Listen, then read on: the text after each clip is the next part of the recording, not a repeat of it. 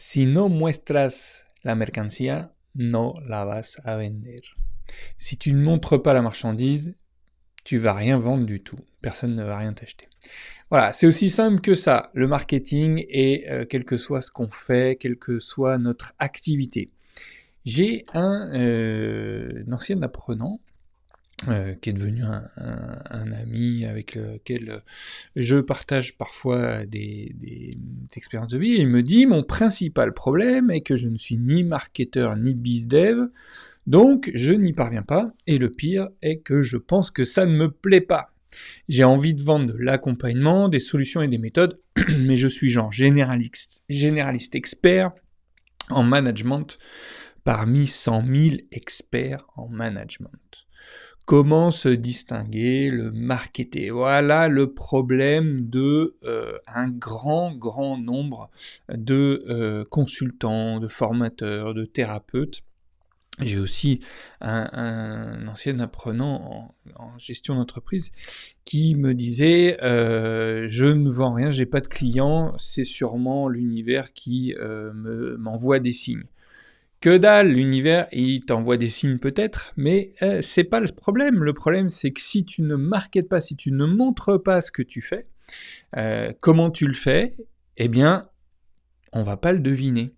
Et je suis le premier à en être convaincu, puisque pendant des années, j'ai pratiquement pas fait de marketing sur mes activités, puisque j'en avais pas besoin, tout simplement. Mon activité tournait toute seule et c'était très bien comme ça.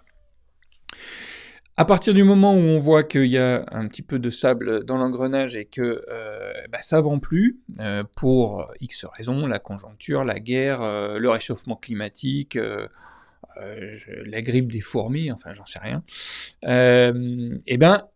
il faut changer, il faut prendre la température de la situation et passer à l'action. Alors, passer à l'action, il ne s'agit pas, bien entendu, quand on est expert dans un domaine, de devenir expert en marketing. Il s'agit d'aller vers une stratégie simple. D'abord, qui je suis, pourquoi je fais ça, qu'est-ce que je fais, quelle est mon expertise, en général ça, c'est pas vraiment un problème. Et puis, trouver un channel, une voie de marketing, ça peut être un réseau social, ça peut être autre chose, on peut définir ça, effectivement, et se focaliser là-dessus, mettre en place une stratégie, des tactiques, faire du suivi, et puis implémenter, rectifier, continuer si ça va bien, etc., etc.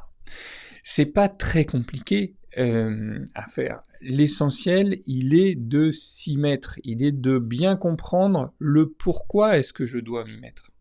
Pourquoi est-ce que je dois faire du marketing? C'est pas vendre son âme au diable, c'est simplement se faire connaître et puis vendre. On s'en rend compte, c'est pas forcément les meilleurs produits qui se vendent le mieux, c'est ceux qui sont le mieux marketés. Et on peut avoir des difficultés, effectivement, à se vendre, parce que on se dit, si mon produit est bon, mon expertise, etc., elle va se trouver toute seule. Eh ben non, elle va pas se trouver toute seule. Ça, c'est une croyance, et c'est important d'aller au-delà de cette croyance. Voilà, c'était le petit mot du jour. Surtout, prenez conscience que si vous ne vendez pas votre expertise, vos talents, ce que vous savez faire, on vous les achètera beaucoup moins cher que ce que vous pouvez les vendre. Ça, c'est un fait. À plus tard.